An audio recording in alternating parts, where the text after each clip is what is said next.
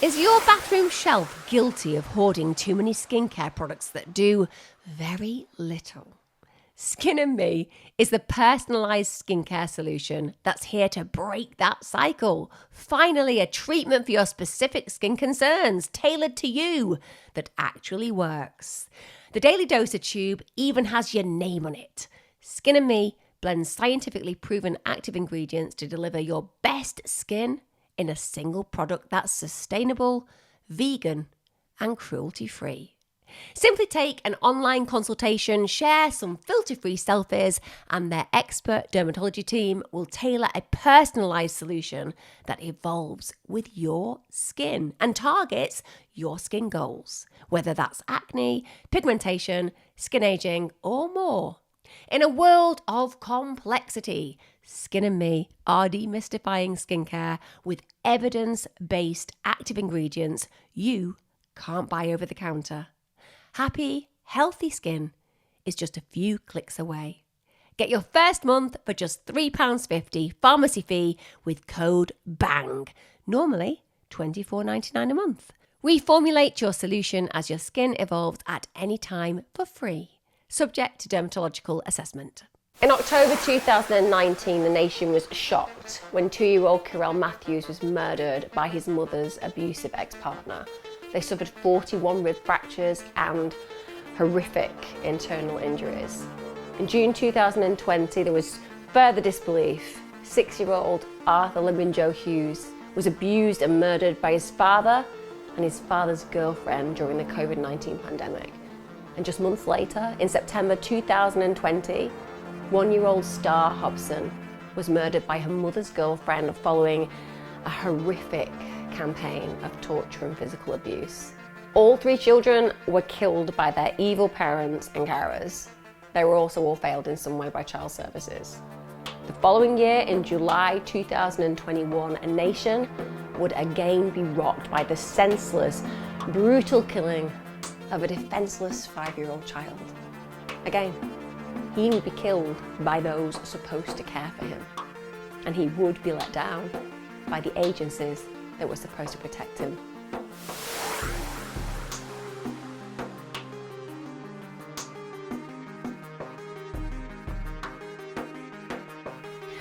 Thanks for joining me today. It's going to be a tough one. I appreciate everybody who's here and who's returning to my channel every time I release a new video. If you're new, well, I release my content on a Wednesday and Sunday religiously. So if you like crime, you like consistency, then this is definitely the channel for you. Also, you might notice I can smile again. I can smile again after my surgery and my nerve damage. I can actually smile again. I hope that you are going to stay for today's video. I know that child death is always going to be one that is really triggering for a lot of people, but it's a story that needs to be told. It's recent, it's one I've followed from the get-go, and hopefully today you're going to go on a journey with me where we give legacy to this young boy's life, because he really deserves it. As ever, a big shout out and thanks to my Patreon subs. More of my podcasts are coming, and to every single one of you who's part of my membership or just comes here on a regular basis and chats on my live premieres. Thank you so much. You mean the world to me, and it means that I can get on with creating more and more good content. The case I'm covering today is that of Logan Mwangi. Logan Mwangi was born on the 15th of March 2016. He lived with his mum, that was 28-year-old Angarad Williamson, and he also lived with his younger brother in Sarn, South Wales. He was described as a really delightful child. He was considered very polite, very cheerful. He was known to have what was considered a vibrant personality, a vibrant charisma about him. He was beautiful. And his relatives and friends, they said he just had this zest for life, a real sense of fun, a hugely affectionate nature. Like I said, the word delight is very descriptive, and it was applied to this little boy. His mother, Williamson, well, she was raised in Essex. She had a Welsh mother and an English father. And with respect, I have looked into her upbringing, and it was good.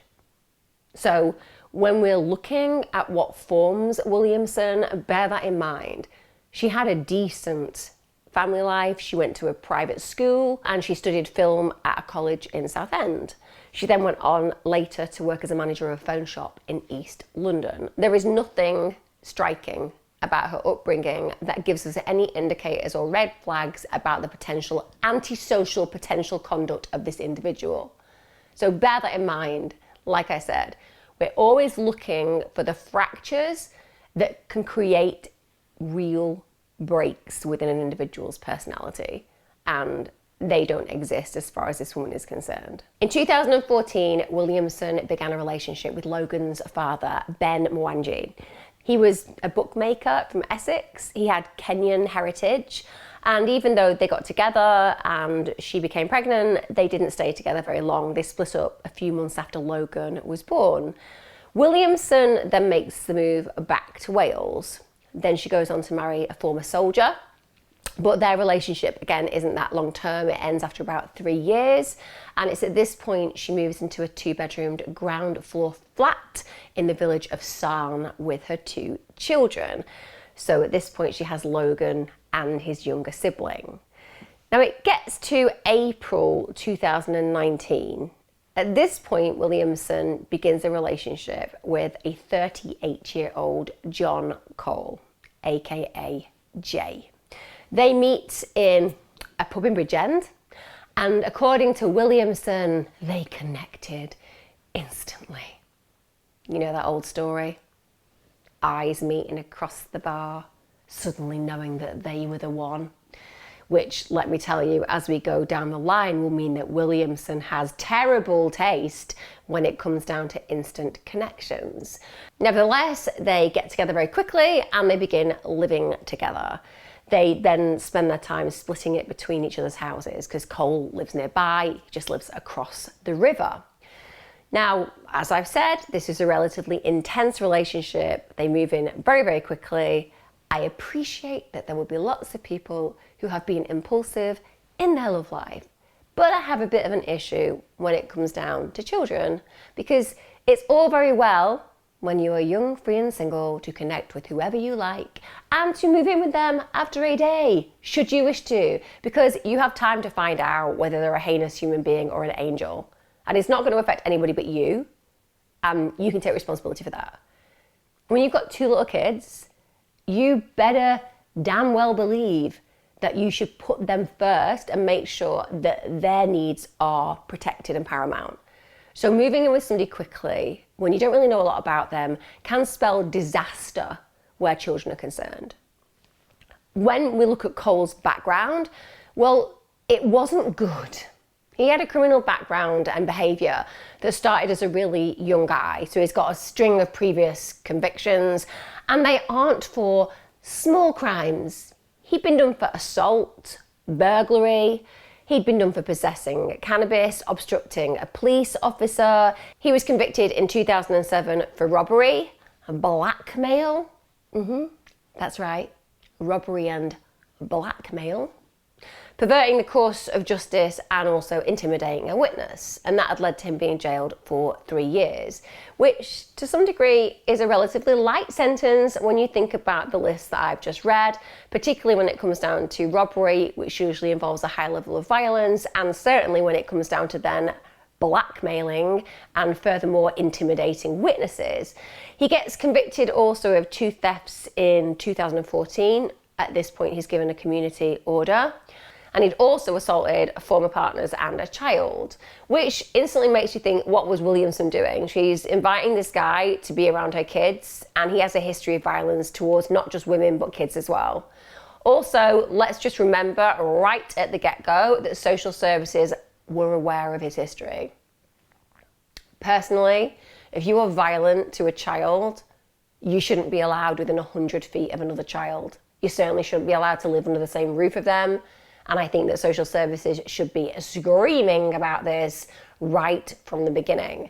Because if they intervene at that point and say this is a violent man who's dangerous to be around kids, well, she's not going to be able to invite him into her home and to have access to her children.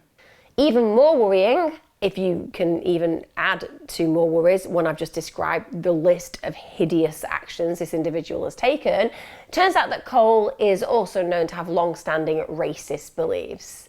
Yeah, he just sounds like a dreamboat, doesn't he? So he's got ties with the National Front. He also had far-right sympathies, and that would literally, from the get-go, be reflected in the treatment of Logan, who was mixed race. And if it isn't bad enough that we're talking about this whole heap of disaster as a human being, and undoubtedly as a partner stroke step-parent, it also seems that he's a real fantasist. I say fantasist. I think fantasist is probably a nicer word than just calling him a pathological liar, because he just makes stuff up all the time. He's told people he's been in the SAS. Also, and for all of you true crime fans, you will know why this makes no sense. And clearly the people he was telling about this probably didn't understand the law. But he also claimed that he'd been given a 99-year suspended sentence. I mean, can you imagine? A 99-year suspended prison sentence. Clearly, that would never happen. If there was a crime warranting 99 years, it's not going to be suspended, is it? It's not like a 2-year suspended sentence. 99 years is a long time and would mean it was an incredibly serious crime. Neither of those facts that I've told you are true. He didn't have a suspended sentence of that magnitude, and he was never in the SAS. But he clearly likes to make out that he's an individual with reputation and form. Cole was also really jealous. He was very controlling, and that jealous and controlling behaviour soon emerged within the relationship. So he just becomes hugely obsessed with the idea that Williamson's cheating on him, and he believes that she is specifically cheating on him with Logan's father, his biological dad. Now, this doesn't make sense anyway, because Logan's biological father lived 200 miles away in Essex, but nonetheless, this isn't enough for him. He decides that the only way he can be sure that Williamson isn't involved in some illicit affair with an ex is if she cuts all contact off with him. So from this point onwards, Williamson denied Logan's father, Ben, any contact with his son. And the really sad part of this is, look, we know that there are at times absent parents. We know that when there are acrimonious breakups or challenging breakups, sometimes it can mean that one parent doesn't have a relationship particularly with their child. Well, this isn't the case for Ben. Ben wanted to be a dad to Logan. That's all he wanted. But she made his life an absolute misery. And when I'm looking at this case and I'm looking at what led to what I'm going to talk about today, I'm looking at the primary caregivers and the individuals who were in this child's life in a position where they should have been protecting that child. Williamson denying her ex access to him means that she is failing to protect Logan. It is her duty to ensure that a good father has access to his child, not just because Logan deserves a dad, but because of the message his absence would give to Logan. Because a child only believes what it experiences. It doesn't have the nuanced thinking and consciousness to imagine that maybe it's my mother who's denying my dad the opportunity to sit down and see me and play with me and take me out. He's going to think, what did I do wrong? Why does my dad not want to see me? Maybe my dad doesn't love me. The conflict and confusion that she is willing to cause her child, as far as I am concerned, makes her a despicable mother, full stop. And even if she is being controlled by Cole, well, you know what? Still no excuse. Still no excuse. She basically went out of her way to make it impossible for Ben to see his son. Cole also got involved in the control of who Logan could see, and he said that he couldn't see his grandmother, which was Williamson's own mother at this point. Now, bear in mind, what we know about abusers is they don't like support networks around the individuals they want to control. The more you have a support network around you, the more likely your behavior that is seen by those people will be called out. So you want to avoid that. And from the very early stages where Logan is concerned, the abuse begins. So this isn't a scenario that unravels very, very slowly. The escalation in abuse towards Logan happens from the get-go. Now, Cole, as I've mentioned, has some very negative ideas about who he is compared to people who are of a different race to him. He's really, really racist.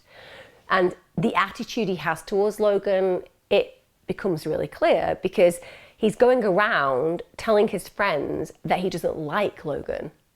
So he's literally confident enough to express those feelings. He doesn't care about other people's attitudes towards him. Remember, we're talking about a little boy, a gorgeous little child. And this grown man is comfortable telling people what is wrong with this child. And the main thing that he complains about is that Logan is the spit of his dad. And then he starts to call him Cocoa Pop because of his skin colour. So the immediate slurs towards this child and the fact that he's getting away with doing this is something that boggles my mind. And it feels like at the point where he starts to dehumanize him this way, call him names, give himself excuses as to why this child is lesser than he considers himself, it leverages behaviors that are completely inappropriate. And he soon becomes involved in this campaign of sustained and systematic abuse against this little boy. And Cole's dislike of Logan, it just grows worse and worse as tensions between them increase. Now bear in mind, Logan isn't creating any tension here. Logan's a little boy, but because Logan's starting to become concerned about how he's being treated and fearful, Cole starts to exert more power over him. He senses that this child is scared, and through that sensing, it emboldens him further. It makes him feel that he wants to exhibit even more control over this defenseless, helpless child. Cole starts by using name calling, but then he finds any excuse to lose his temper. And when he does that, he would hit Logan about the head. And the worst part is, if that was happening in your home to one of your children by a partner, I can imagine that the vast majority, if not all of us, would throw ourselves as a human shield in between the abuser and the child that we wish to protect, because that is something that the average human being, and it isn't whether you feel big or strong, it's just the average human being, it's the fact that you have this protective mechanism within you. You would go out of your way to put yourself at risk to protect, but not Logan's mother. Logan can't turn to her. No. In fact, she is just this incredibly strict woman with Logan. She doesn't protect him. She doesn't put herself in between that. She doesn't ensure that Cole is reprimanded for his behaviour, which is completely outlandish and completely inappropriate when it comes down to the treatment of Logan. No. Instead, she just shouts at Logan. She reprimands him harshly. So he has no one. Everything that he knew about his life, about his home, about his caregivers has shifted and changed. And now he's living in this foreign environment full of violence. And the one person that he should be able to run to, the one person whose arms should always be open to wrap him up safely, is distant, cold, angry, and abusive. So Logan wasn't simply dealing with the horrific abuse at Cole's hand, he's also dealing with the abandonment by his own mother. And Logan would literally suffer months of abuse from both of them. Now there was another presence, as well as these two hideous excuses for parent and step-parent, and that is Cole's stepson, 13-year-old Craig Mulligan. Now, Craig Mulligan, when I first started to investigate this case, wasn't named. So he was originally referred to as Boy X. That was during the investigation and actually during the later trial. And this was done to protect his identity. For those of you who have watched my James Bulger murder video, you will note that in that video I talk about the fact that Venables was known as child B and Thompson was known as child A. It's what people do within the system until there is considered just cause to release the identity of that individual. So there was no information whatsoever disclosed that could identify him. And the reasoning behind that would be that until he was found actually guilty, there was always a possibility that he would be found innocent, and that would mean that people had this prejudice towards him in society. But the consequence is he was found guilty, and the case was considered so serious and the culpability within it that they did identify this child. Mulligan, wow, what can I say about this teenager? It's terrifying. He was a malevolent force, genuinely, and I mean deeply malevolent within Logan's life. He was so destructive around Logan. And Mulligan is an individual that I think if somebody were to describe him using colloquial slang, and by the way, that's before we get to the fact that he's a heinous murderer, but when we talk about slang, in the North, we would call him a scally, a massive scally. Mulligan had been brought up by Cole from the age of 9 months, and it's also worth noting that later down the line he would be diagnosed with multiple neurodevelopmental disorders. And when we talk about neurodevelopmental disorders, examples of these would be autism spectrum disorder and attention deficit hyperactivity disorder. What we know about him was that he was clearly a very troubled child. He was known to be highly aggressive, and I mean highly aggressive. He was very violent. He was baby-faced when you look at him, but he was really large for his age, and the reputation that he had in school was that he was very aggressive, he was very difficult to deal with, and one of the things that was deeply concerning about his behaviour is that when he wanted attention, he would just lash out.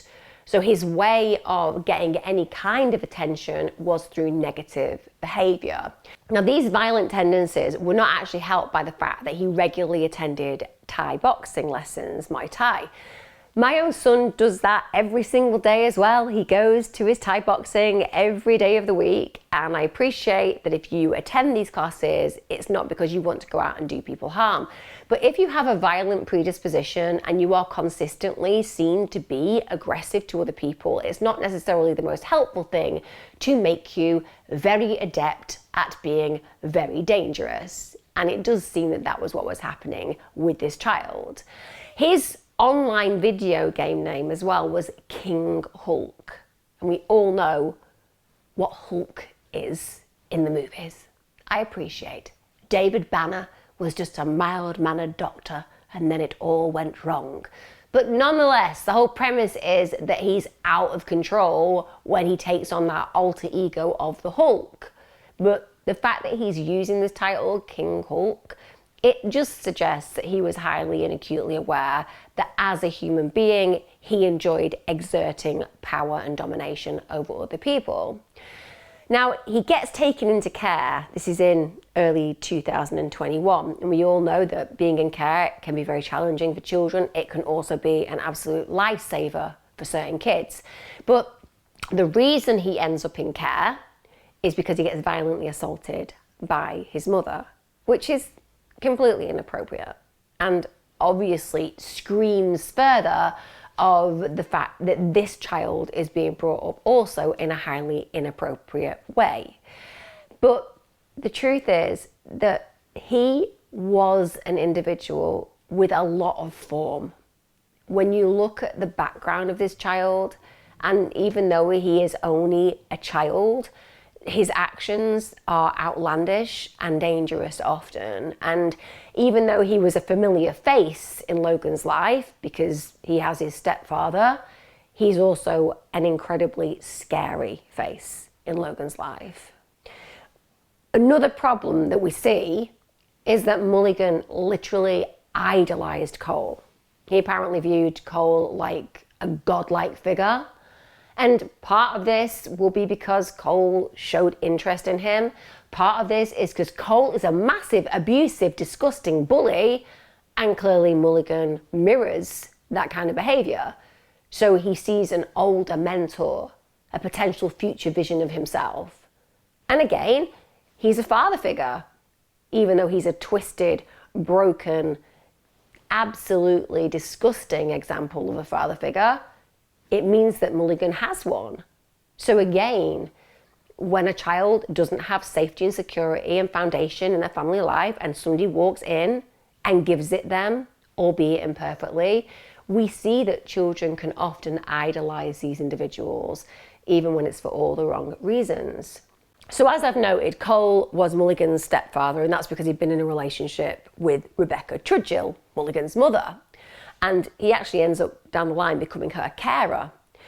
Now, Cole, Mulligan and Rebecca had actually only recently moved to Wales when he met Williamson. The whole premise was that they'd wanted a new start. And Rebecca, who was his partner at the time, was really struggling with her mental health, and she'd attempted to take her life on several occasions. So again, let's just add another layer. We know that Mulligan is living with Cole, who is a deplorable example of a man, let alone a father, but he's also got a mother who we know is going to be violent with him. And there are also problems within the mental health within the family because she's tried taking her life on several occasions. This chaos and dysfunction is going to be difficult for any child to endure. So we can say that Mulligan definitely grew up with dysfunction in his environment. Now, when Cole ends his relationship with Mulligan's mother, weirdly, the three all stay living together. And this situation of all three of them living together, in spite of the fact that they've split up, carries on enduring when Cole begins the relationship with Williamson. A little bit of a weird setup, I'm not going to lie, but whatever works. Doesn't surprise me when you think about the dysfunction levels that we're talking about at this point anyway. Whilst he's dating Williamson, and this is early on, she falls pregnant with Cole's child. So now there is this even more pressing connection because she's having a baby. Now the problem that we have here is it exacerbates the danger that Logan is facing. We know already Cole does not like Logan.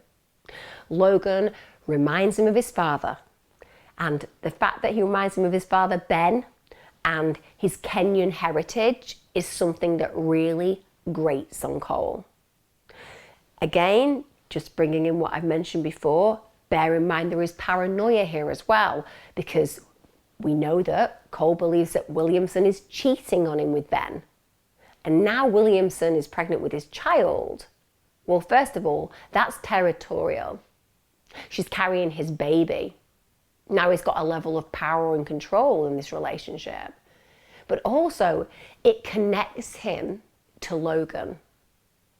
She's carrying his child. His child carries the same blood as Logan. They are half brothers or sisters. And he's not happy about that. He doesn't want this perfect family setup that he imagines he's going to have being ruined by this child. And when Williamson eventually gives birth, Cole's actually reluctant to even let Logan see the baby. And he even goes so far as to accuse Logan of trying to smother the baby. He's looking for excuses to hurt this child. He's looking at a way to remove this child, ideally. It's as simple as that. By telling Williamson, oh, I think he tried to smother the baby, well, that could eventuate in Logan being placed in care. So he's already trying to undermine at any opportunity the safety of this child. Now we know that at this point Logan is already suffering emotional and physical abuse on a regular basis through Williamson and Cole's hands. But remember as well, we have Mulligan in the equation. This is a violent youth, and this violent youth is in awe of Cole. He'll do anything that Cole asks. And what's even worse is that he isn't a child that needs that much encouraging where violence is concerned. He likes it. He enjoys harming people. Now, Mulligan did apparently like his youngest step-sibling, but he really did not like Logan at all. In fact, he was said to be jealous of him. So we now have 3 violent people in a household. We've got Logan's mother, stepfather, and now stepbrother. And they all have negative intent towards him. This is a really perilous situation for Logan. Imagine an adult and a Thai boxing 13-year-old who constantly poses physical threat. And what's really frustrating for me is that in cases like this, you're always hoping that somebody is going to run in and save a child, aren't you? And you're always aware that the services are not always aware of the fact that a child is at threat. But Cole and Mulligan are already known to social services. So they know these people have form. It's around this time that Logan starts to get what we would consider multiple injuries that become obvious. And these multiple injuries are serious. They included broken bones, and social services and the police were actually aware of some of them. So we now have a child being abused in their own home with significant fractures, living with people who are known to have problematic features in their behaviour, violence, previous assaults, assaults on a child, and yet nothing gets done. No one's helping Logan. Now we've got mother who's apathetic and she's complicit in the abuse, and she actually goes ahead when she's questioned about certain injuries and she just lies. She just lies. And even though this is a beautiful little boy who, since these individuals have moved or at least are spending time with him, he's being injured, nobody's doing anything about it. They just believe his mother. So the abuse continues. There's no consequences at all. It's just allowing them carte blanche to do what they want because nobody is questioning them. And when they are questioned occasionally, it's very easy to fob them off. Logan starts to physically deteriorate, visibly. And also he had a stammer, and that stammer starts to worsen, which is what occurs when a child is very anxious. The more anxious you are, the more your stammer is problematic. So we're seeing a decline physically, emotionally, psychologically, and now verbally. So there are now these really obvious signs of abuse. And if that isn't bad enough, there's going to be further psychological abuse that's going to follow. Literally, when I talk about this case, there were so many red flags and opportunities to save this little boy, but somehow Williamson, Cole, and Mulligan were just able to systematically abuse him for months and months and months. Literally a perfect storm of problems. And instead of safeguarding services increasing Logan's protection, they would ultimately do the exact opposite. It blows my mind and frustrates me that when I tell these stories, I feel sometimes like I'm telling the same story again and again and again. Cole, well, he was a real hulk of a man. He was an imposing figure. He was 6'4" and he was 15 stone. He was abusing a 5-year-old child. And that 5-year-old child was barely more than 3 feet tall and barely weighed 3 stone. And Mulligan, well, he also dwarfed Logan. We have these giants, as far as Logan is concerned, taking complete control and domination over his safety. And Cole, he really enjoyed subjecting Logan to army-style punishments, and he would do things like forcing him to hold the press-up position until he cried, until he collapsed on the floor. And neighbours would also witness Cole making him stand outside the house, just wearing his pyjamas.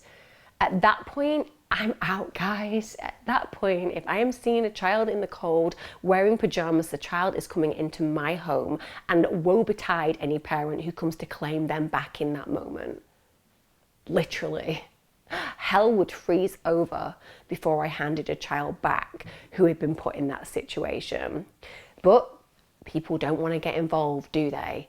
And it seems that he gets away with this kind of heinous behaviour. And Logan's abuse gets worse and worse and worse. And it's actually exacerbated, of course, when the country went into its first lockdown in March 2020. Yeah, we basically locked children up with their heinous abusers, and then we stopped services from actually seeing whether they were okay. Because what could possibly go wrong with doing that? But we seem to desert a lot of things where children and safeguarding was concerned during the pandemic. So this leaves Logan even more isolated, he's even more vulnerable. And the abuse that's going on is essentially dehumanizing him. When you dehumanize a victim, often when you hear serial killers interviewed, they talk about this, the need to dehumanize the victim, because it makes it easier for those individuals to then carry out whatever they want to do to that individual, because they are a step away from seeing them as a human any longer. So this is what makes it easier for Logan's abusers to harm him. And bear in mind what I told you about his speech impediment, this stammer, it gets really, really bad. And it's particularly bad when he's around cold. That's a classic symptom of an abused child. Classic. On top of that, he starts to wet himself more frequently. And that little child is so anxious, so depressed, so broken by this abuse that he even starts self-harming. He starts biting himself, he starts pinching himself. This is a 5-year-old boy we're talking about.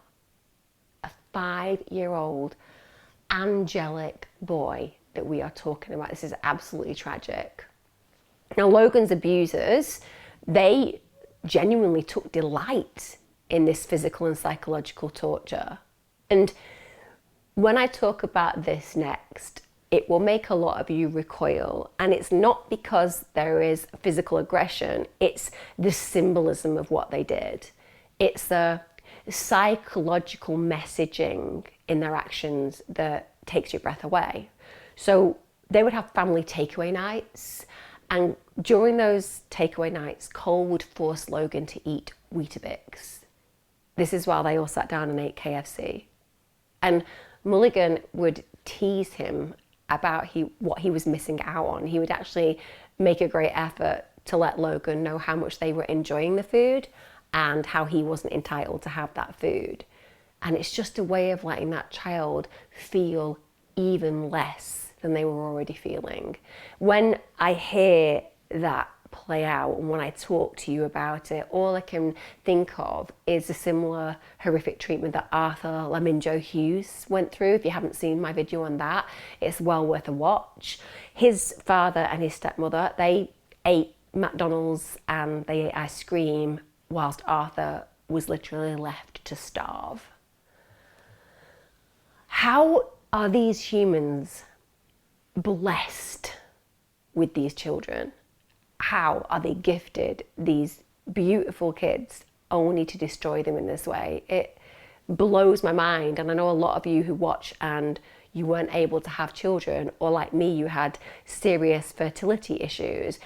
It's breathtakingly devastating to know that we struggle while these excuses for human beings are given these gorgeous gifts only to dispose of them in the most disgusting of ways. When we actually got to the first end of the lockdown, that's in June 2020, Logan at this point briefly goes back to school. This is just before the summer holidays, and the teachers are stunned. They immediately notice there's been this massively dramatic, and I mean dramatic, change in his appearance and his demeanour. So he's lost weight, he's got really dark circles around his eyes, and the support teacher that he had access to and worked with, they said, look, there's a real problem here. His stammer, which had obviously been improving because of the work they'd been doing, had become really, really noticeable. It had become really problematic for Logan. So it's not that it isn't being seen at school, but it's one of those things that it feels like services aren't necessarily tying the pieces together that could ultimately serve as a foundation and support for Logan to fall into. We get to August 2020, and at this point, Williamson does actually take Logan to hospital. So she tells doctors that he'd fallen down the stairs at Cole's house the previous day. Then she says that they'd actually presumed at the time that his shoulder was dislocated and they'd attempted to put it back herself. Now, let me tell you this. I appreciate that there are some people out there who have the strength and knowledge to relocate a shoulder that's been dislocated, but I have watched it happen, and it takes one damn strong doctor and a damn strong nurse usually to manipulate that back, and it is incredibly painful and usually requires a heavy shot of morphine just to get the patient through it. I dislocated my toe once. That was enough, watching them have to relocate that to see what it would be like to deal with it if you did have your shoulder out that way. But the fact that they felt that they could do it is way out of order. Nobody should attempt unless they are medically qualified or have been on some kind of course in the army or navy and so on and so forth, where they do teach people how to do this. No one should be doing it, because you can do more damage than good. And most importantly, if you're dealing with a child, the agony that child is going to be in without proper medical intervention is unspeakable. But that's what they did. They tried to relocate his apparently dislocated shoulder, except it wasn't dislocated. He had a broken arm. Imagine the excruciating pain that child had been going through, where these two hapless fools were trying to avoid going to hospital by attempting some kind of bizarre home medical DIY. Anyway, they notice now that there is a fracture, and they also were aware at this point at the hospital that she's waited a whole day before taking him to treatment, so he would have been in absolute agony for that entire time. And the hospital are understandably very concerned. They actually notify the police. They go ahead and make a safeguarding referral, and no further action was taken. No further action. Police apparently likely were satisfied it had been an accident. It wasn't an accident, as we know, but they just wrote it off that that were the case. I do not know why it is not the first action to see whether there is a case to answer by going and visiting the child. Like, surely, isn't it better to be safe than sorry? Apparently not in a lot of cases. 5 months after this incident, this is January 2021, well, something a little bit out of character really, as far as I'm concerned, where Williamson is concerned, happens. She calls the police, and she actually tells them that Mulligan had pushed Logan down the stairs. And according to her, he'd been taken into care, at which point he'd also confessed that he had indeed done this. He had indeed pushed Logan down the stairs. And she even goes as far as to tell the police that she believed that Logan was in danger. I mean, he's been in danger a very long time, but for whatever reason, Mulligan has become a problem to her, and now she's suggesting that she doesn't want Logan around him. So at this point, a public protection notice, a PPN, was circulated, and the whole aim with this is it's designed to flag up vulnerable people, but no further action was taken against Mulligan. No, apparently it's perfectly acceptable to just push a young child down the stairs and admit it. So in March 2021, Logan does actually get placed on the Child Protection Register. At this point, he's finally, and I mean finally, identified at being of risk of significant harm. So Logan and his younger sibling, they get assigned their own social worker. And we would imagine this was something positive, because after all, if anybody needs protecting, it's most definitely Logan. So by May 2021, there are other injuries that are occurring. Bear in mind, he has a social worker. This should all be being noted. And Logan apparently has allegedly burned his neck on a hot bath tap. For those parents out there, we know that accidents happen, but if a child goes near a hot tap, they touch it and they're off it straight away. For a burn to occur, it usually requires a certain amount of time where there is contact between the hot surface and the skin for it to cause that kind of an issue. So at this point, the social workers were actually notified that there was a burn on his neck, but because of lockdown, the investigation relied on photographs of the tap and Logan's injuries. And they decide that from that incredibly detailed information, no further action needed to be taken. That's another missed opportunity to save him. By the way, it turns out that just as I suggested, it wasn't the tap that had done the damage. It was that his mother had heated up a spoon and burnt him with it. That's why he had that mark. And again, what was going on, that a picture was taken as evidence and seen as enough to make a decision based on whether this child needed any more intervention. Now, it's around the same time that Logan's been burnt with this spoon that his collarbone is also broken. But they don't even take him for any medical treatment. It's incredibly painful to break your collarbone, and it requires treatment because if you don't get it, it can often fail to knit back together properly, and that's exactly what happens to Logan.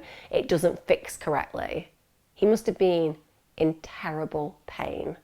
Now, Cole would later claim that Logan basically suffered this injury when he just fell over in the kitchen.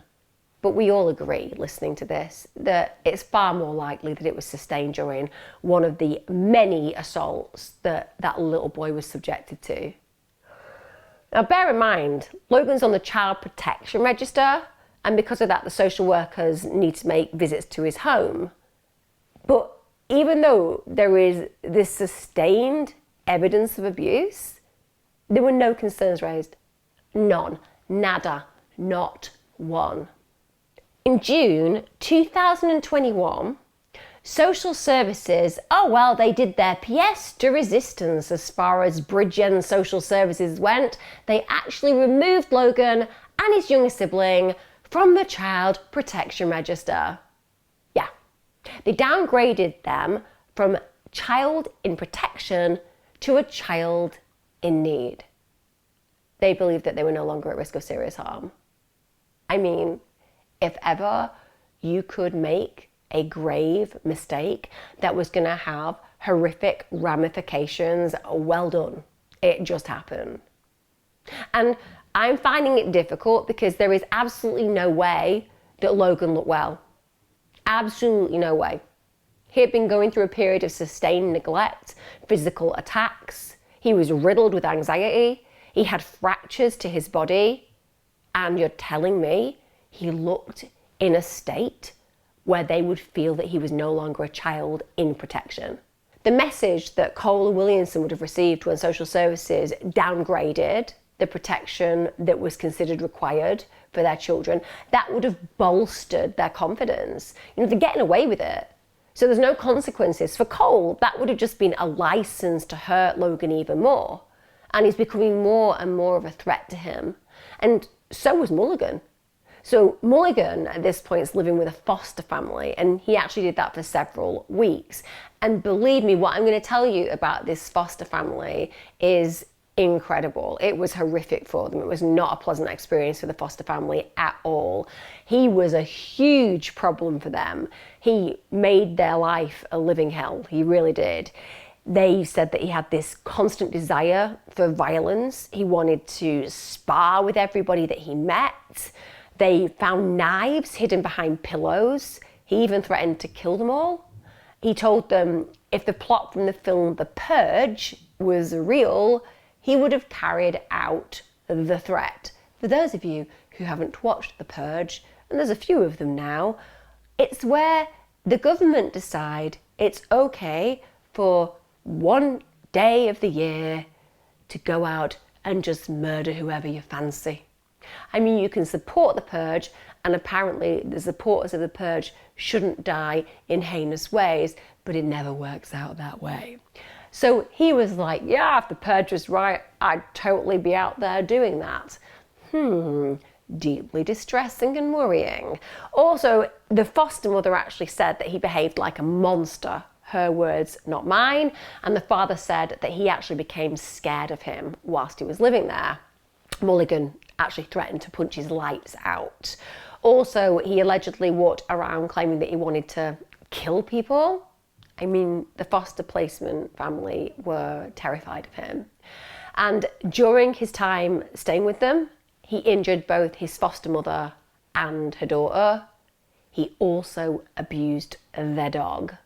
He pulled it up by the hind legs and kept it dangling. And that was even though he knew that that dog had actually got an injured pelvis, so he was quite happy to cause it further harm. And on one occasion, he even sprayed deodorant into its eyes. The minute you start talking about violence and animal torture and a lack of boundaries and all the other things I've talked about with this guy, stroke child, stroke devil, at the end of the day, you know that there are some high-level red flags there. You know, we're looking at very violent offenders exhibiting these kind of traits in childhood. And certainly for this young adolescent, that's what we're discussing right now. So the foster family, who are obviously very experienced in taking foster children and will have dealt with lots of dysfunction, they felt that there was something untoward about this child. And on top of that, they hear him talking about the fact that he wants to kill Logan. Now, they noted that he did talk fondly about Cole Williamson and the younger step-sibling, but he repeatedly told them how much he hated Logan. In fact, he didn't even refer to him by his name. He called him the 5-year-old, and that's a way of dehumanizing Logan. He isn't his stepbrother. He's just this 5-year-old, nameless. And when you dehumanize anything, it makes it easier for you to do horrible things to them. That's why, for example, in the war, Nazis branded Jews with numbers. How dare they? It was a way of dehumanizing them. It was a way of making them different. And we see this with highly violent offenders. That's what they do to their victims often. Now, the foster family actually claimed that they had spoken to Mulligan's social worker, Debbie Williams, and had made her aware of these threats. But apparently she'd just dismissed them, called them nonsense. Now, Debbie Williams later denied that she'd been told this information, but I cannot say who is telling the truth, but it wouldn't be the first time I had heard people telling individuals about things that they are deeply worried about to have that information dismissed as nonsense. And certainly, well, I'm just going to put it out there, social services haven't done a great job so far in this case, have they? You know, Mulligan's behaviour was deeply concerning. We can see that. We can see it throughout his life. We can see that he is an individual who has an absolute connection with violence. And we can certainly see that he is not afraid to confidently exhibit his feelings. And these malevolent feelings are very scary. Now, one of the carers of Mulligan later stated, and I will quote this, "He was pure evil and enjoyed causing anxiety and fear." Also, it was noted he was allegedly really fascinated by death.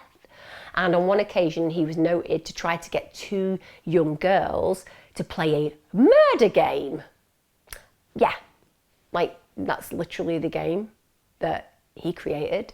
Let's play the murder game. And the murder game involved putting them into black bin bags. I mean, that is a whole heap of really weird right there. But again, demonstrates what's going on in his mind. It certainly isn't rainbows and unicorns, is it? And if I had seen a child playing at the murder game by placing little girls in black bags, I think that I would have been on the phone to every service until they had removed said child from within 25 miles of my little girl, if I had a little girl. But also he was known to poke and pinch and kick the social worker that he was working with. So no boundaries, no ideas of consequences, and very poor self-regulation. He would also swear violently at her. He used to really try to aggravate her. He's called her the C word in the past. Not the most appropriate word to call your social worker, even if said social worker acts a bit like one. The point is boundaries. And I think by this point, after what I've told you about this child, when I say alarm bells should have been ringing, it's an understatement, isn't it? Now, by this point, we all know that Logan had already been identified as at risk of harm due to Cole's presence in his life. But to add insult to injury and to add danger and further danger to this situation, he's now in the presence of this violent youth who's got mental health issues and who's allegedly made death threats against him and, as just was noted, has really poor impulse control and idolizes Cole, a man who is a racist and a violent abuser. We get to the 20th of July 2021. At this point, Logan allegedly tests positive for coronavirus. Allegedly. Because remember, you're meant to isolate kids, aren't you? You're meant to isolate, stay behind your doors and do not leave until that little test says that you are free to go. But arguably, it's the perfect excuse, isn't it? If you don't want people to see somebody, then you just say that they've tested positive for coronavirus. And it's just an excuse for the adults in his life to, as far as I'm concerned, subject him to lots and lots more cruelty. So they impose this really cruel isolation rule on him. And from this point, he's literally kept prisoner in his small, dark bedroom. There were no lights in the room, and they kept the curtains closed. As far as I'm concerned, that's more like a dungeon than a child's bedroom. And bear in mind, if your child had COVID, what are you going to do? You're going to be like cuddling them, keeping them safe, feeding them nice food, let them watch some TV, let them enjoy some colouring, make the experience feel less scary and more comforted and soothed. You don't lock them in a bedroom, make it into a dungeon that scares them and leave them alone, but that's exactly what they do. Williamson and Cole even use a baby gate, which means that he can't even leave the room. And when they brought him food, they made him face the wall. I mean, think about that. We're talking about a child who's tested positive for COVID, and they're punishing him. They're actually using this as a way to further instill this hostility on this little boy's life. And at this point, Logan is so psychologically tortured by this, he really exacerbates the self-harming behavior, and he's biting himself and he's pinching himself because he doesn't get what's happening. He doesn't understand what is so bad about him, what is so wrong about him. He's starting to punish himself. These people have demoralized him and dehumanized him and destroyed his psychology and emotional well-being to such a position that he is so confused. Maybe if he was better, maybe if he behaved more, maybe if he did things differently, he would be able to help these people love him. And because he's not finding a way, he's getting angry with himself. He's hurting himself. How dare they do that to that child? It's absolutely heartbreaking. You know, any half-decent parent, and I mean any half-decent, we're not talking about the perfect parent, we're talking about, you know, those of us who are just struggling through sometimes, they would have absolutely made the mental well-being of a child having to isolate paramount. They would have tried to make it fun, tried to make it feel safe, but not Williamson and Cole. You know, the absolute opposite. It's like they were genuinely going out of their way to try and mentally break him. It's a 5-year-old child. He's already been horrifically, physically tortured and abused. Now he's psychologically tortured. And by this point, the one person that Logan would undoubtedly wish to see would be his father. His real biological father, but he hasn't been allowed to see him for 19 months. He hasn't seen his gran Williamson's mother for several months. His whole support network has been eradicated. And after telling you all of those horrific things, it's hard to imagine that Logan's life could get any worse. But it does. Because Cole and Williamson, they petition the family courts to have parental rights and custody of Mulligan. That's right, of Mulligan. This kid who's wandering around, threatening pretty much everyone, getting girls to go in black bags so they can play murder games, talking about the fact that he wants to kill Logan. And they decide that the way forward, even though Williamson herself has been in touch with the police, alerting them to the fact that Mulligan has pushed her son down the stairs and feels he's a threat to his life potentially, she and Cole petition the family courts to have the parental rights and custody of Mulligan. Now, as Logan's mother, what the hell was she thinking? She was aware of the abuse.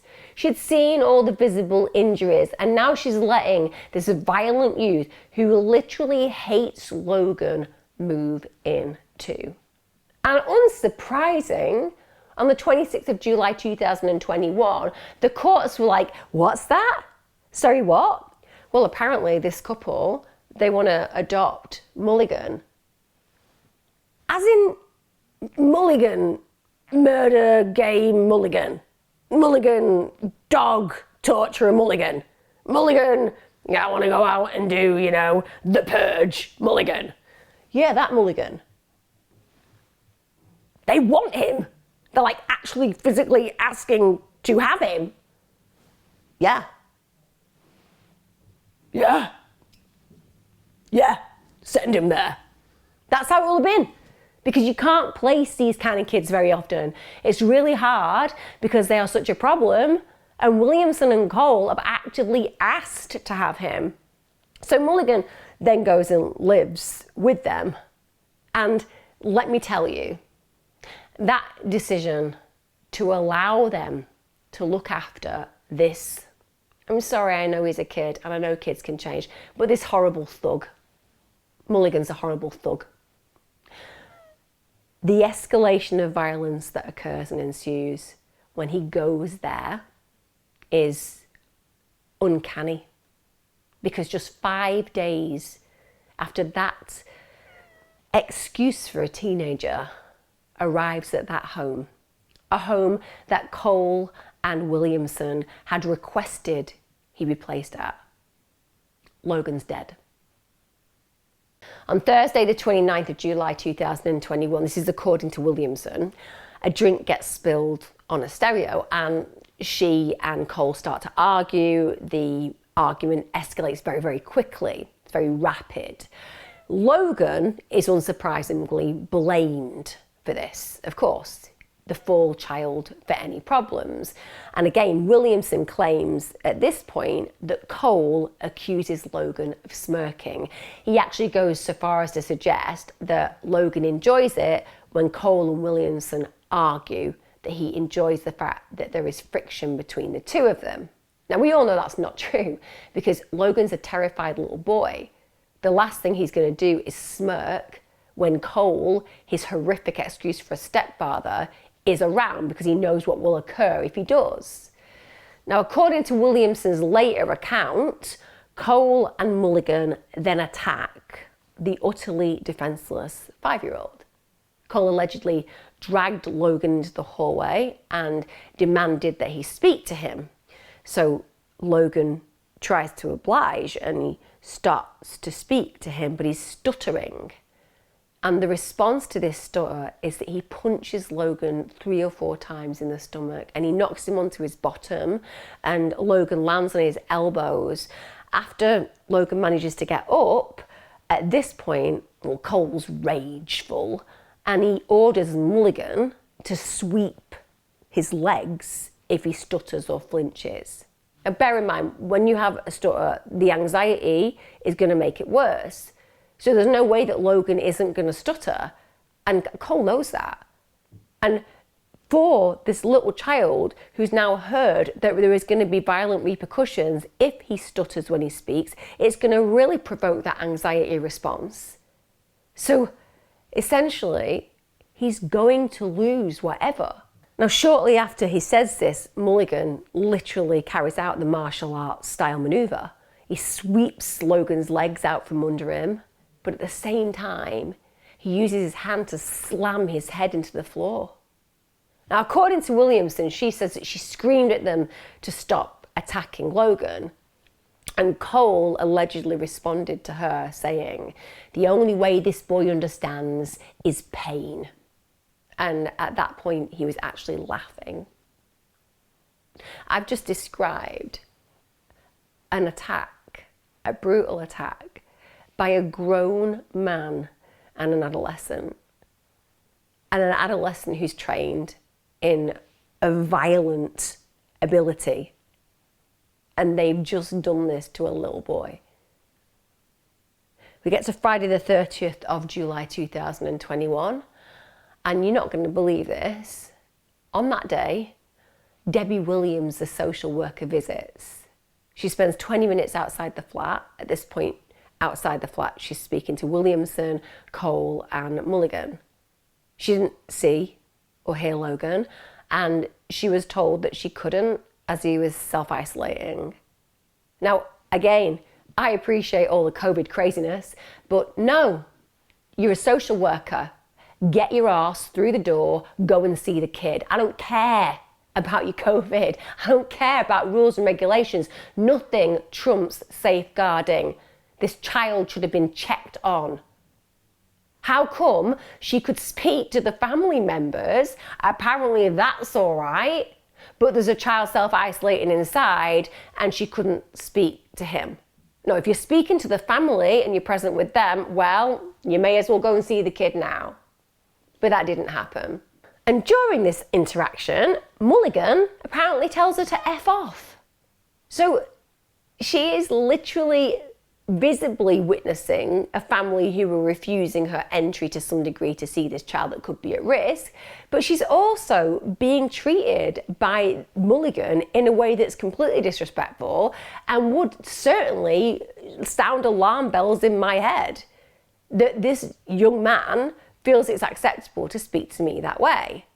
And were there any repercussions? Did Cole and Williamson do anything?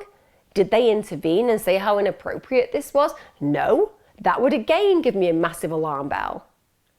We get to the early hours of Saturday the 31st of July 2021.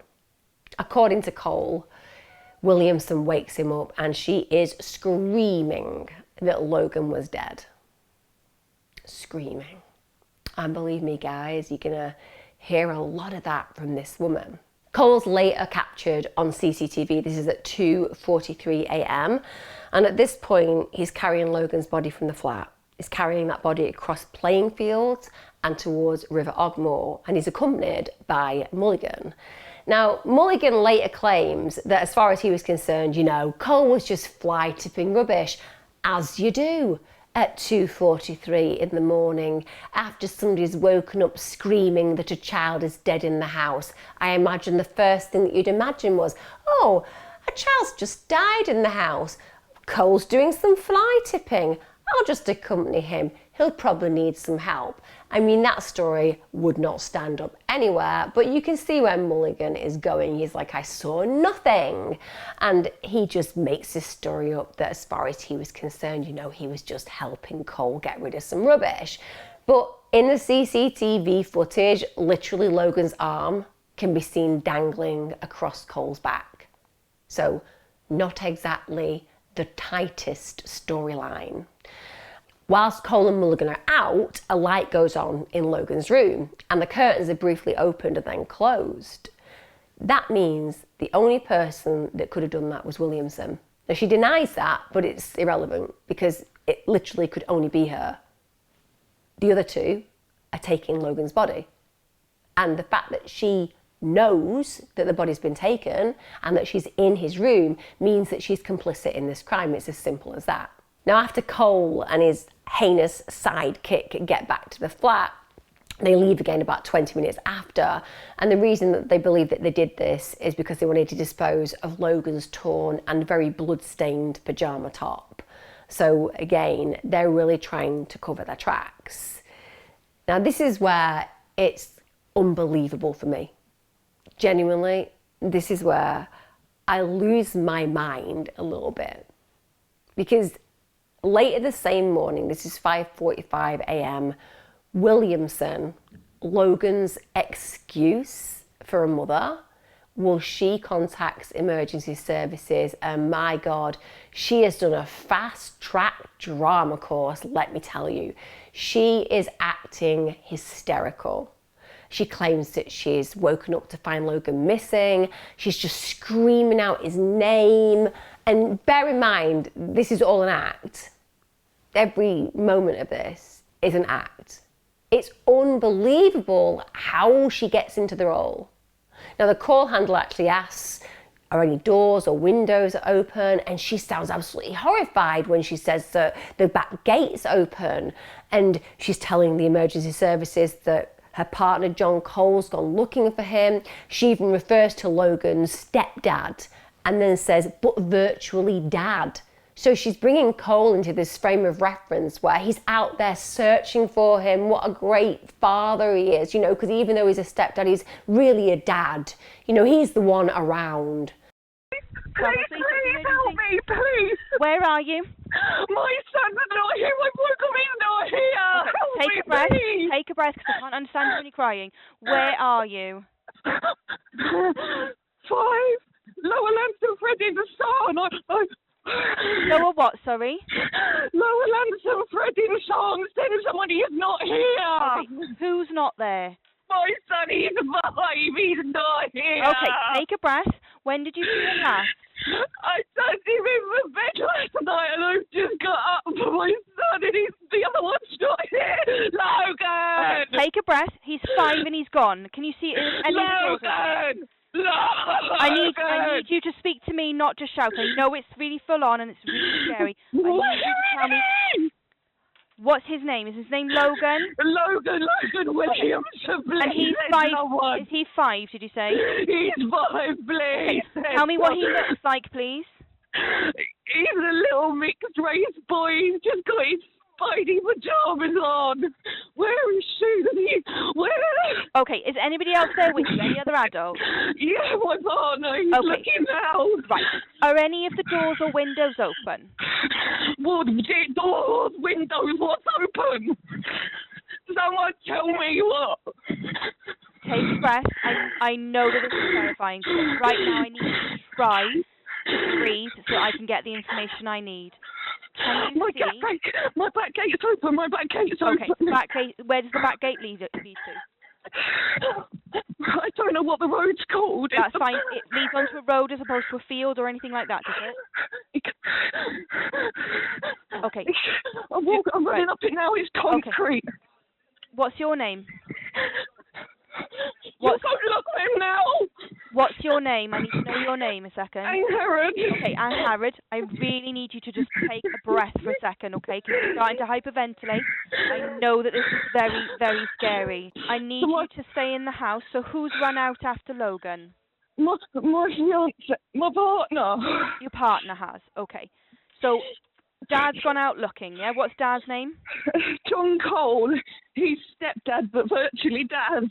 This picture that she's painting, this horrific irony, suggesting that this man, this excuse for a human being, has been a father to Logan in any way whatsoever.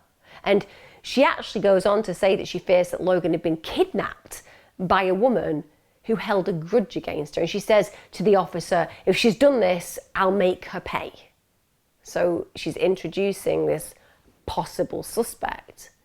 Understandably, when the 999 call occurs, the police are dispatched immediately. They're there very, very quickly. Williamson, again, is trying to win an Oscar for the most narcissistic stroke psychopathic stroke fake as F act by being hysterical and crying. But at this point, the officers are not necessarily believing that she isn't convincing. You know, they're not believing that these are crocodile tears. They genuinely look like they are concerned for her, and she seems to be genuinely upset. Now, imagine what I've just told you, the 999 call, the police being dispatched, her seeming utterly beside herself, and yet all the while, she knows that Logan's dead. When the police are there, she tells the officers that the back door had accidentally been left open. She suggests that somebody had taken Logan, and again, Cole and Mulligan, they continue this facade, and they're walking around, they're outside, they're calling Logan's name, and you actually have police footage that later captured Williamson, who's pacing around the kitchen, and she's just screaming at Cole, and she's saying, why am I not allowed to see my own biological son? He's unconscious. Why is he unconscious? And then she's dramatically falling to the ground. She's hysterical. She's shouting. She's saying, all I'm getting is answers like this. Why is no one telling me what's going on? He's my baby. What's going on? Oh, God!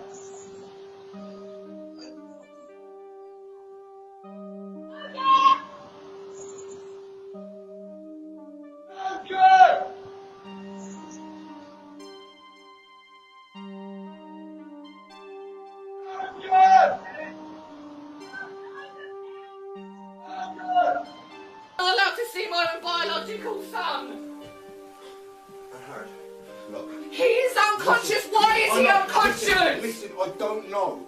I don't know. Right now, the best thing... All I'm getting is answers like this. Why is no one telling me what's going on? I don't know. Sweetheart, look. He's please. my baby. What's going on? We need to do their job. Yeah? I do. I'm not saying it's not reasonable. If he's unconscious, he needs me. He needs He warm needs the clothes. ambulance He service at the needs minute. mum. He's got blankets. He They've needs got his blankets, okay. I feel so useless, Dad. I know. So it's this constant reinforcement that she's clearly this distressed parent, but she knows he's dead. And in later footage, you know, she's seen on the doorstep actually shouting at an officer. She's saying, if he's unconscious, he needs me. He needs warm clothes. He needs mum. I feel so useless. This is all my fault. Yes, you horrific woman. You absolutely reprehensible excuse for a parent. It is your fault. It's also your evil boyfriend and your evil stepson's fault. You are a trio of absolute bastards. Sorry, occasionally I lose the professional facade and I drop into the realms of how I feel as a parent.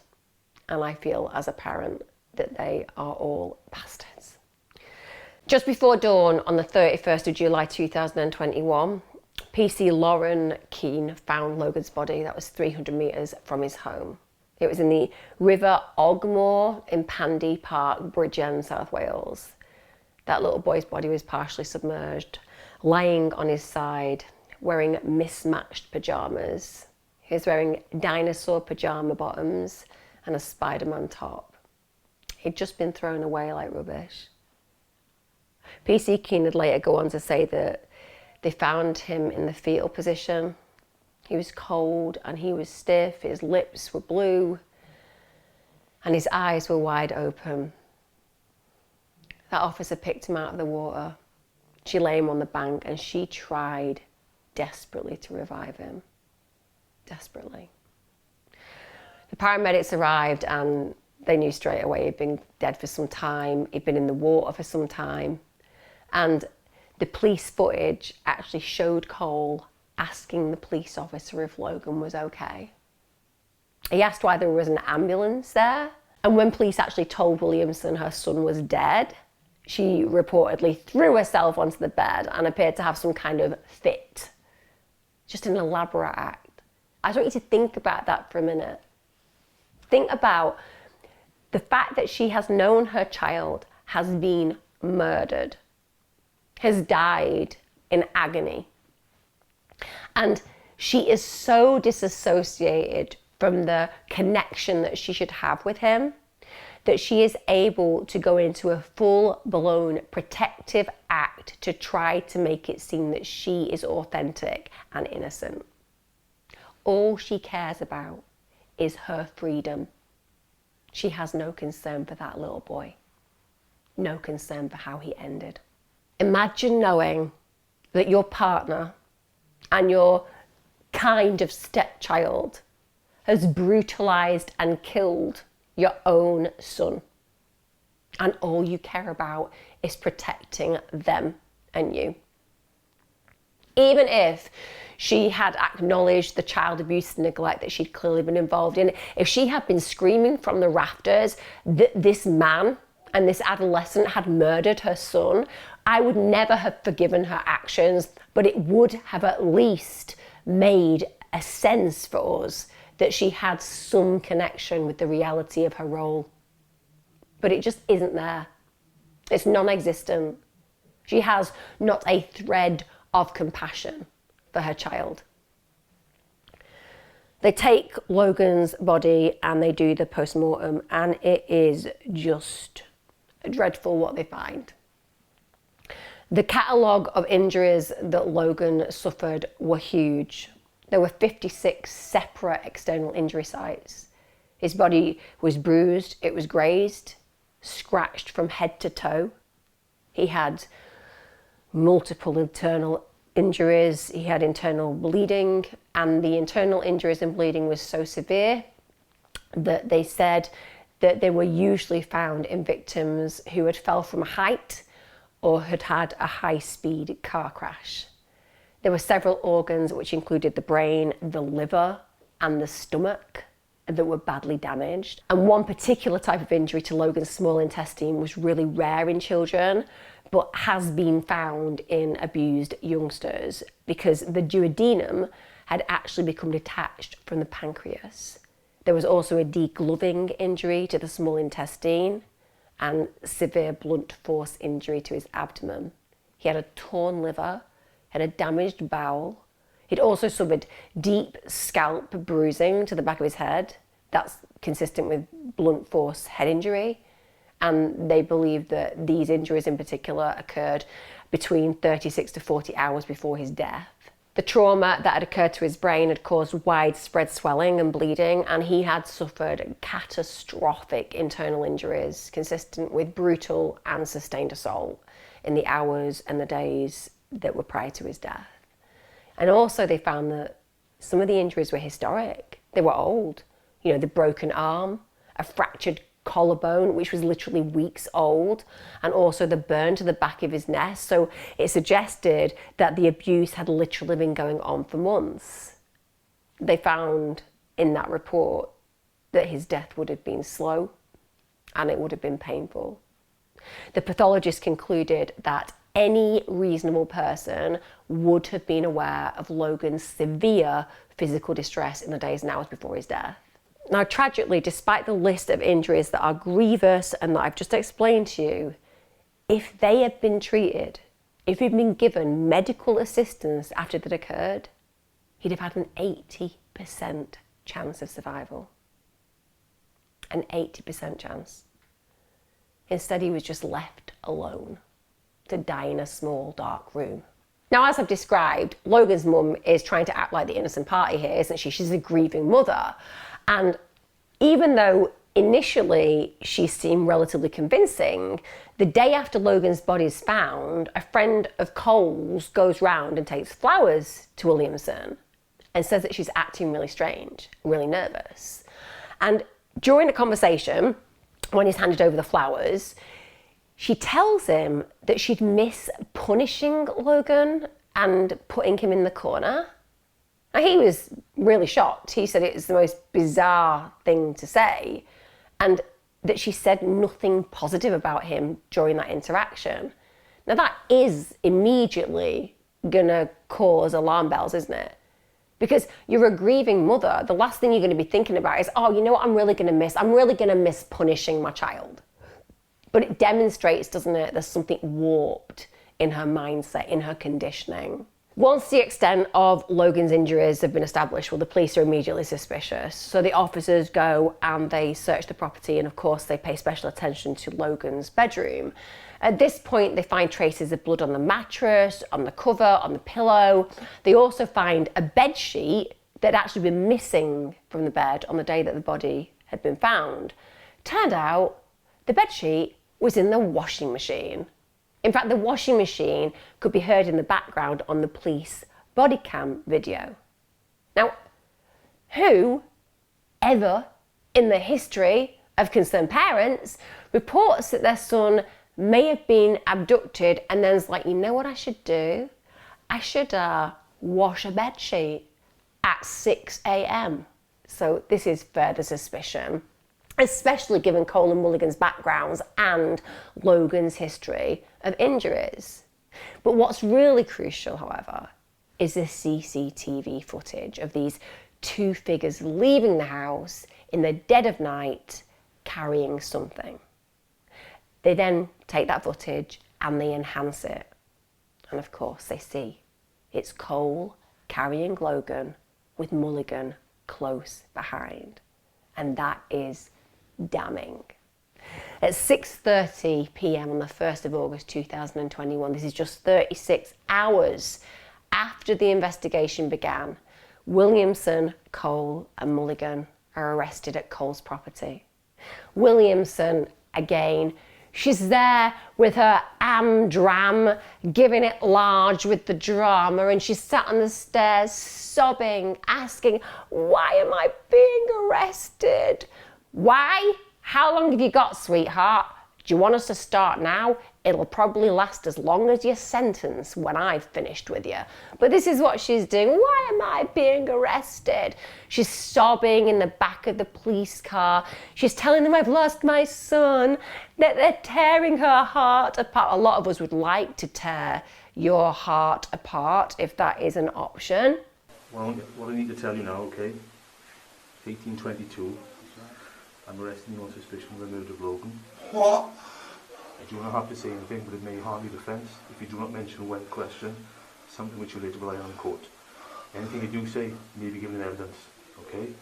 The necessity for my arrest of you today is for prompt and effective investigation, to protect a vulnerable person, and to prevent the loss and secure of any additional evidence we need, okay? Why am I getting arrested? Right, do you want to have a sit down by there a minute, please? Do you want to have a sit down by here a minute, Hannah? And have a sit by here now. Sit down on the... I haven't done anything wrong! Do you want to have a sit down by there a minute, right? Don't want you falling down, right? Have a sit down by there, okay? Okay? Right, you're under arrest on suspicion of murder, okay? So you do not have to say anything, but it may harm your defence if you do not mention when questioned, something which relates to line of court. Anything you do say may be given in evidence. Necessity for the arrest, okay, is to prevent loss of property, to allow a prompt and effective investigation, and to protect vulnerable persons and children, okay? We get social services, okay? Don't take my children away! No?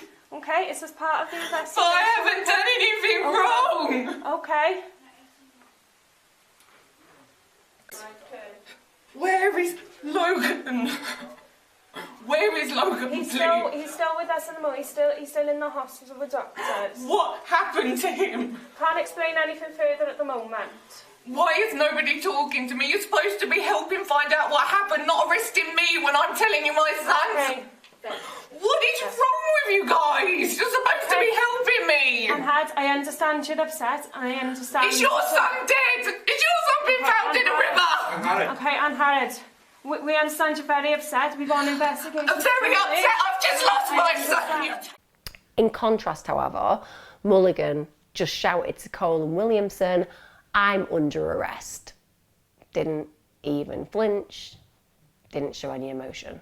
However, that calm doesn't last, because when the officers start searching his room, he becomes very abusive and threatening, which is standard form for this kid. And he shouts, get the F out of my room, I'm not messing. I mean, I imagine the police officers were terrified. I mean, they're there in the stab vest, they've got a taser in the pocket, handcuffs, There's more than one of them, and they've got an adolescent who's annoyed with them, threatening them. One can only imagine that they were quivering in their quite strong boots. Anyway, then we get to the questioning. So during the questioning, the classic occurs. Williamson and Cole are like, it was her, it was him. Just blame each other. We expect this from these kind of perpetrators. They have literally no loyalty where their own lives are concerned. All they care about is saving their own skin. So Williamson maintains, of course she does, that she'd been in bed all night. She knew nothing. I have no idea how Logan had died. I don't know how he ended up in the river. I was just asleep. And what's worse is, she continues to lie. Even when she's presented with enhanced CCTV footage, which actually shows Cole and Logan leaving the house, followed by light in Logan's room switching on and curtains moving, showing that someone was moving around and that she was the only one in the house, meaning that she must have known what had happened. So this instantly made her complicit in the suspected murder. Now, she continues to deny this and just hopes, I imagine, that she'll be believed at some point, even though it's obvious to everybody that she's absolutely complicit. She finally cracks when the police tell her that Cole's implicated her. So at this point, Williamson's like, oh, hang on a minute. You know how I said I knew nothing? And I was just like totally asleep in bed. Yeah, you said that you were completely asleep in bed and that you knew nothing. I did say that. I did say that. We even showed you footage where we said that you were in the room putting the light on and off and opening the curtains, and you specifically said that it wasn't you. I did say that. I did say that. But now I realise that I said that when I actually meant that I did see what happened and it wasn't me. It was most definitely Cole and Mulligan. Thus meaning that whilst I've changed my story entirely, I'm still not guilty of murdering Logan. I think you'll find that you are indeed complicit, madam, but I like the fact that you tried very hard to negotiate a potential alternative outcome. Unfortunately, it's not going to work. I hope it went something like that, because now, of course, she's said that she was actually aware of it happening, that she was present at it happening, and she did absolutely nothing to help Logan. She goes on to describe that Cole punches Logan and that she saw Mulligan sweeping and striking Logan's head. And at this point, she says, the only thing I'm guilty of is child neglect. The very fact that she thinks that she can categorise her level of complicity in this is mind-blowing. Oh yeah, I watched my child get mortally wounded and murdered. Essentially, even though he didn't die in that moment, it's the contribution of those injuries that led to him dying, but I'm not really guilty of that. Well, you are, because you didn't call an ambulance. You are, because you didn't throw yourself in between those abusers and that little boy. You are, because you told somebody who brought you flowers that the only thing you're going to miss about your child is that you won't be able to discipline them and stand them in the corner. Oh, come on.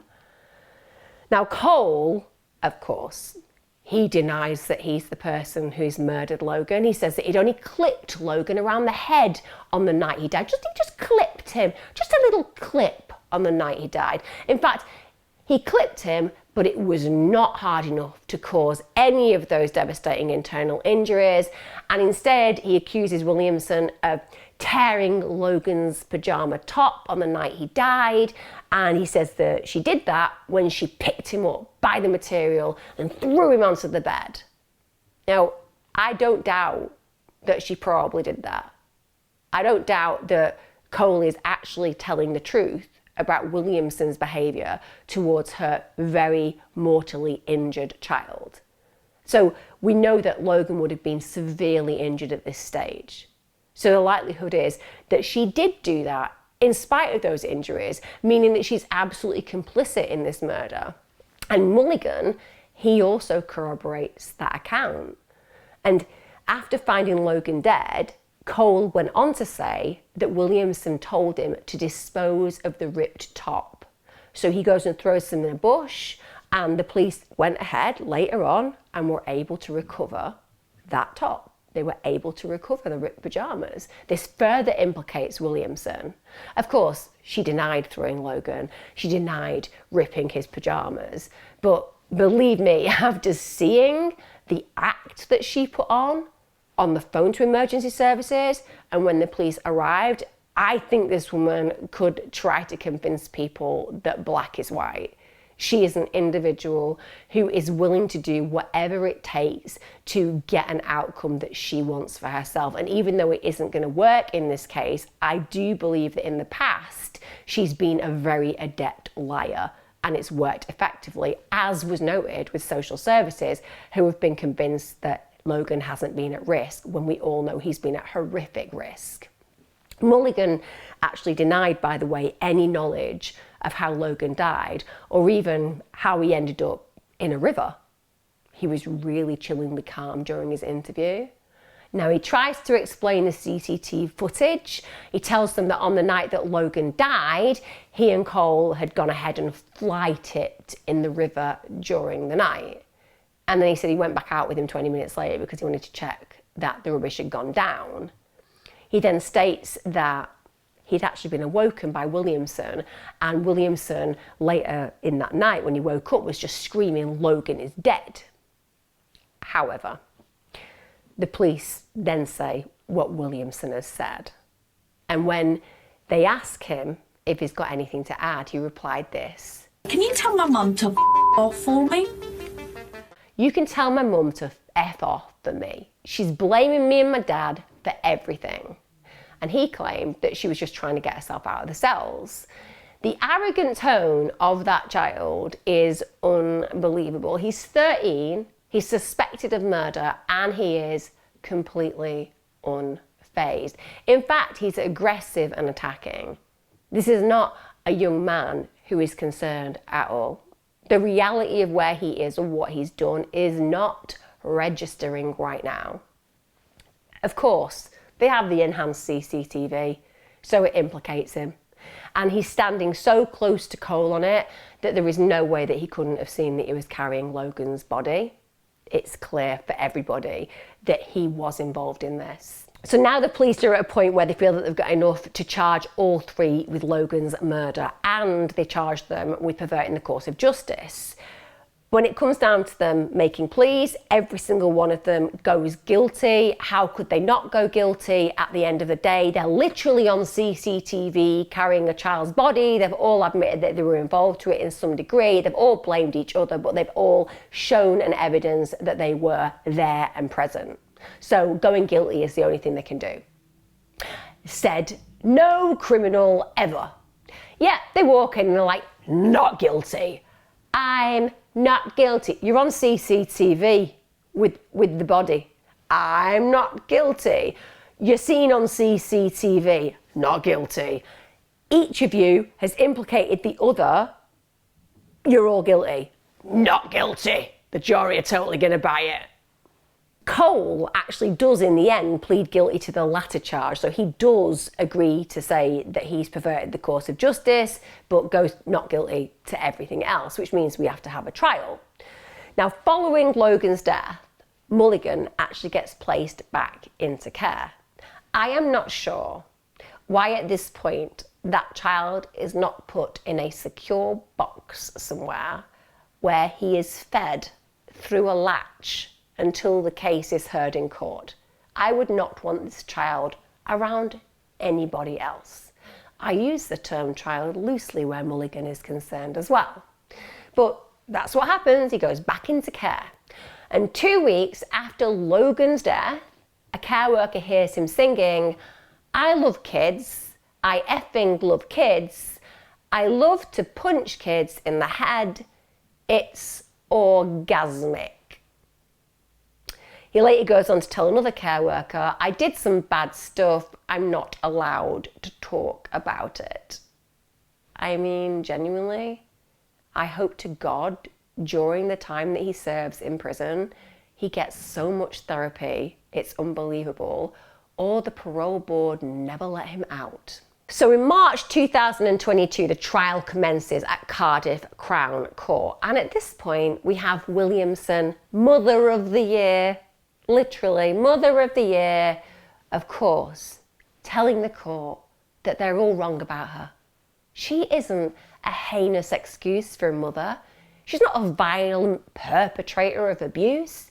She hasn't literally been the most evil parent that one could conjure up in your worst nightmares. No. She was just overprotective of Logan. She loved the bones of that boy, and she described their relationship as beautiful. That's literally how she described the relationship. Beautiful. I'm going to quote her here. I'm quite a needy, emotional person, and Logan was very cuddly. So is my mum. We were very close. Logan was my little sidekick. We did everything together. He was such a beautiful, happy little boy. Genuinely, I cannot believe the defense even allowed her to say those words, because the juxtaposition of the reality of what she's saying and the actions that clearly played out, it makes no sense.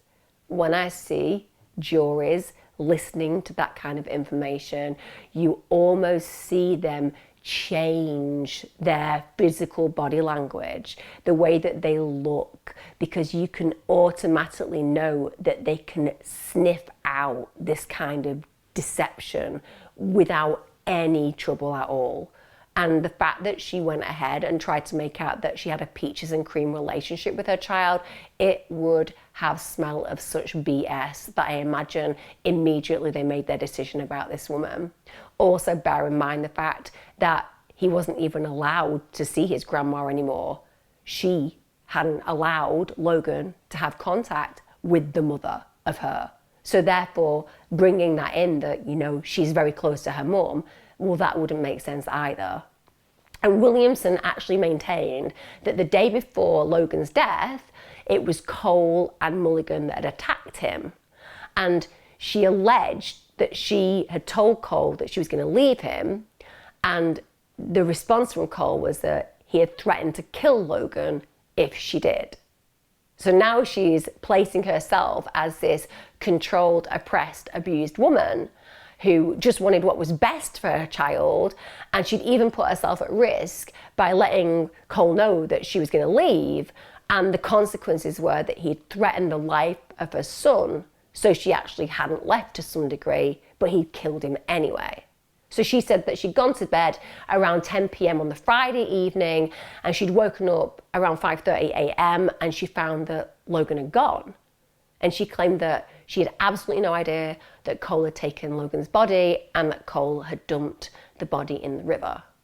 Now, Cole did admit to striking Logan the day before he died, and he admitted that he dumped his body on the riverbank, but he claimed that he absolutely didn't punch Logan in the stomach.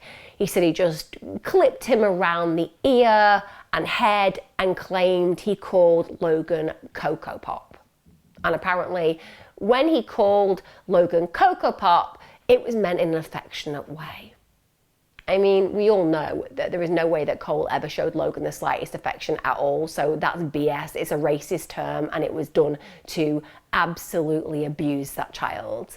He also, however, claimed that Williamson knew that Logan was dead on the night that he disposed of the body, and he said that she had in fact helped him put the body into a Nike holdall. Hideous. Now, the prosecution, they basically accused all three defendants of being involved in murdering Logan, and former friends and partners of Cole actually went to court and described him as very racist whilst growing up. So again, they testified that this is not a man who would have had an affinity with this child because of his racist views. And one friend said he was actually racist towards any people who are different. So it was these beliefs that were relevant in the motive for killing Logan. Now, furthermore, the prosecution said, look, it's no coincidence that Logan had died just 5 days after Mulligan had moved in, because we know that he was a danger. And they went on to say it's clear that Williamson had been complicit in the abuse. And not only been complicit in the abuse, had been complicit in the cover-up of the abuse, but then of his murder. She'd gone ahead and she played this distraught mother, and she'd done a relatively good job. She'd really pushed it. When Logan's death occurred, she was letting everyone know that she was just broken. So she was playing a role. So the prosecution basically alleged that there had been this trio of individuals who had concocted this real cover-up. They'd cleaned the house, they'd washed the blood-stained bed linen, they'd dumped Logan's body in the river, they'd phoned the police to falsely report him missing. Similarly, when Logan was alive, they'd all worked together to deceive the police and social services about his injuries. So this was something that had been consistent in the way that they acted. So the trial itself, it lasted 10 weeks. And after 10 weeks, Williamson, Cole and Mulligan were all found guilty of Logan's murder by a jury of 7 men and 5 women. When the verdict was read, Williamson fell to the floor screaming, "No, no, no." I would have paid to have seen her do that. Genuinely, I would have taken great satisfaction in watching this woman screaming, "No, no, no," realizing that the ruse that she had tried to create had failed dramatically. She was almost unable to stand when they led her from the court. And she shouted at Cole, "You lying mother effing murderer." But I just think that while she didn't deliver the final blows, she was so complicit in the abuse that the inevitability of his death was clear for a long time. She chose to go along with that. As far as I am concerned, she is absolutely as culpable. And I do believe that she doesn't think she is, because she didn't inflict that last abuse. I think she genuinely feels that she should have been cleared, which says even more about the type of human being that she is, or that she isn't, because these beings don't seem human at all. After the trial, Logan's father, Ben Mwangi, said this: "Logan was the sweetest and most beautiful boy. The world is a colder and darker place without his warm smile and the happy energy.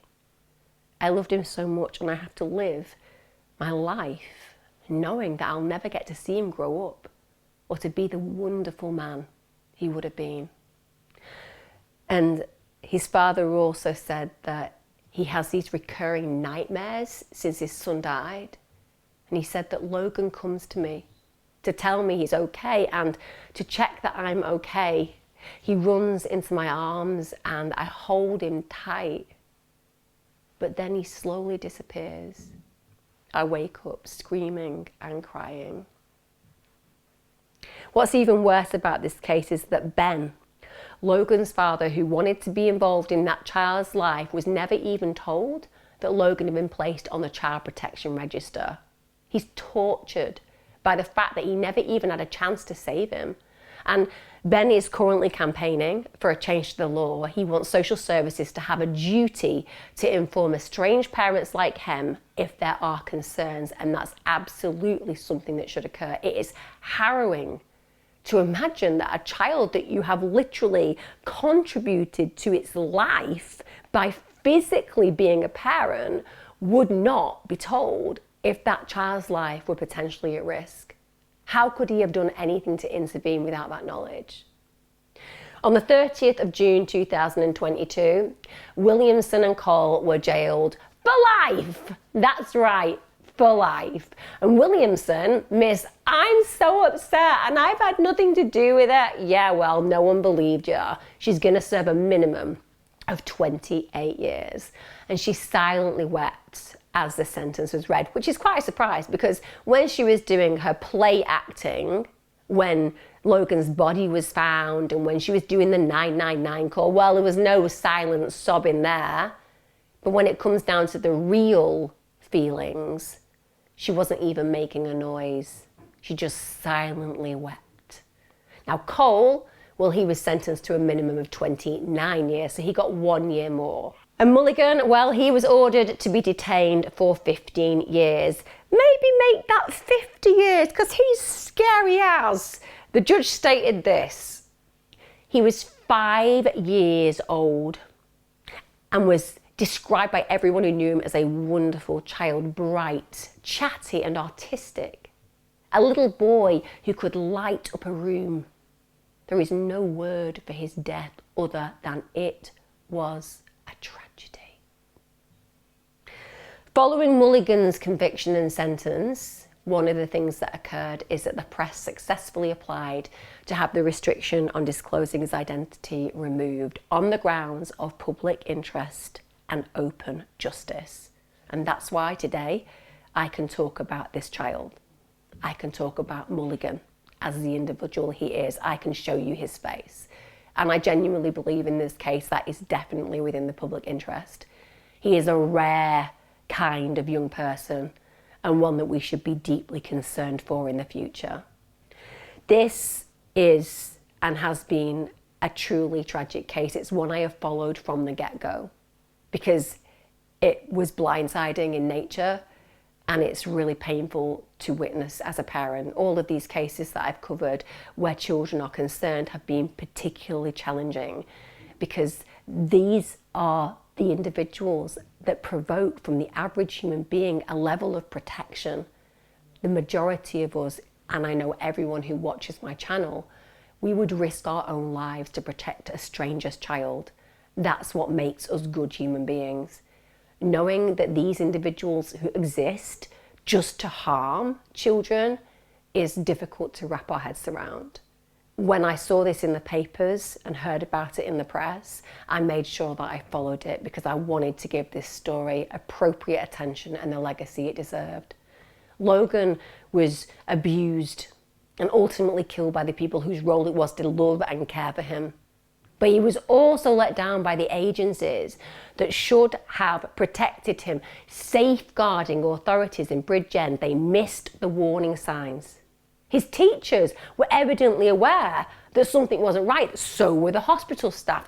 They alerted police. Yet just weeks before his death, social services had taken him off the child protection register. They had concluded that a child who was being starved, severely physically abused and psychologically tormented was not in immediate danger. A child practice review has been launched into Logan's death, but that's not going to make up for the fact that he's no longer here with us. I looked up because it's an area of interest for me anyway, the abuse suffered by children during COVID, and it increased dramatically.